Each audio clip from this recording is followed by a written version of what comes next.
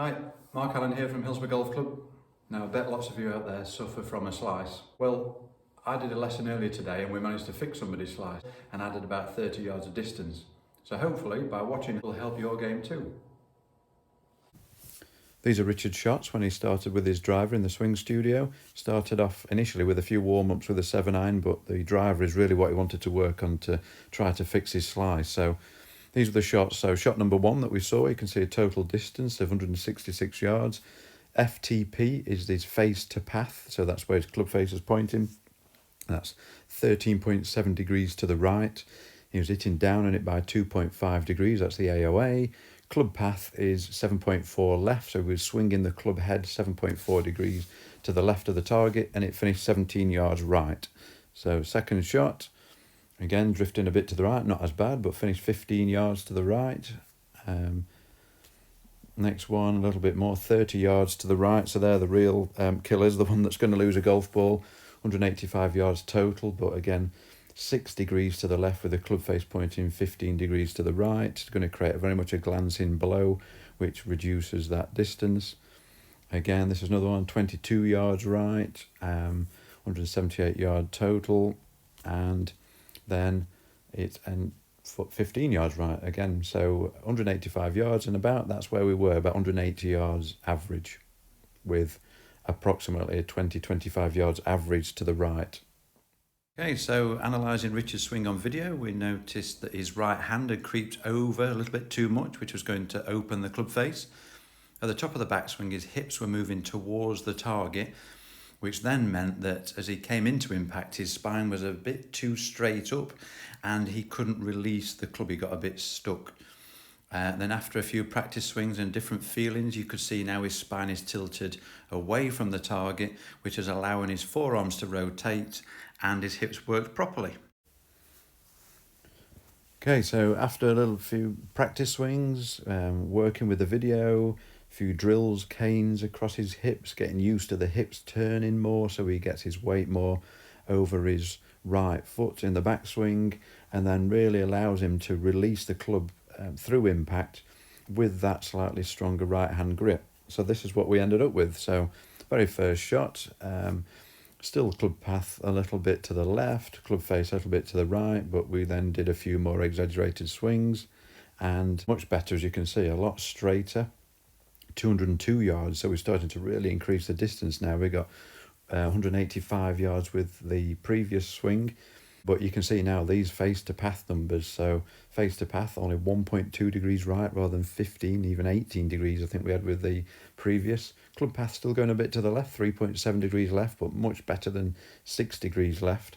Now starting to hit up on the ball, angle of attack is now plus, so that's where we're starting to see these distance increases.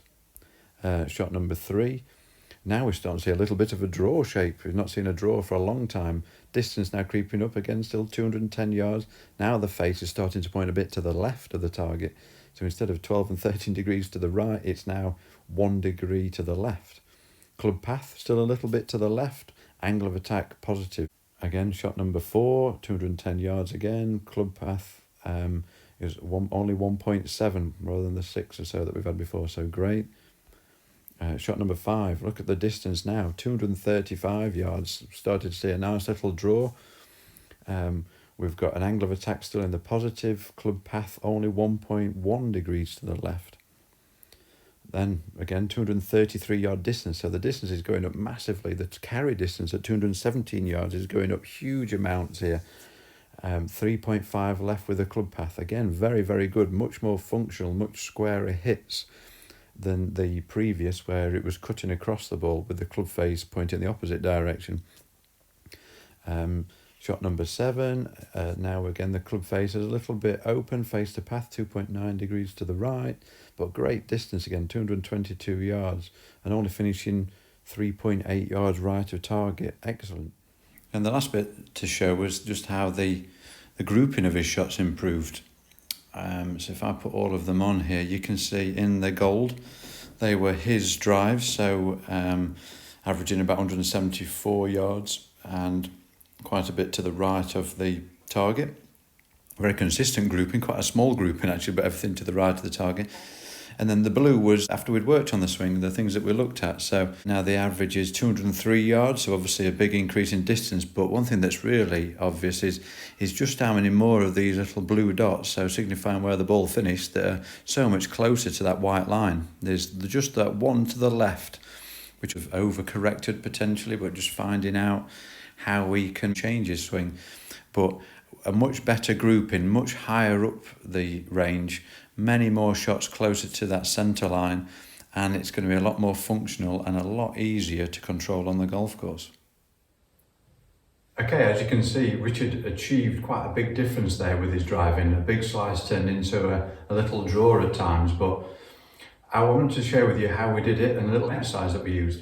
So predominantly the way that Richard was creating a slice was that as he was swinging the club back, his hips were moving towards the target, and then as he came down into the impact area, his arms didn't have a chance to release, didn't have a chance to square the club up, and that was leaking the ball off to the right of the target.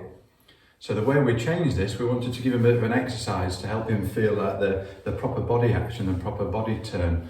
And so the way I did it was, I got a cane, and first of all I put it across his hips because he didn't actually have a lot of hip motion, a lot of hip rotation. He just was very still with his hips and a little bit of a drift this way. So first thing I did was put a cane across his hips, and I said, right, I want you to really feel like you're going to get your right hip to turn behind you, and I want you to really rotate so this cane points opposite you. So we had the ball on the floor, and I said, I want you to get the feeling that the cane is going beyond the ball. So that helped him get a little bit of movement with his hips, which was great, but he still was leaning a little bit this way.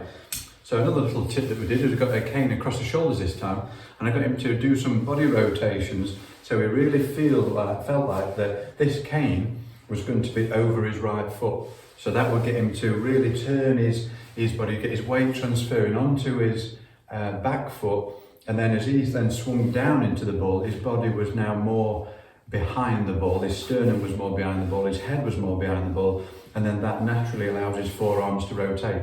His angle of attack also went from going downwards to a positive angle of attack, which helped with his spin rate, his launch angle and distance, as you can see. So try those two exercises and hopefully you'll have the same results.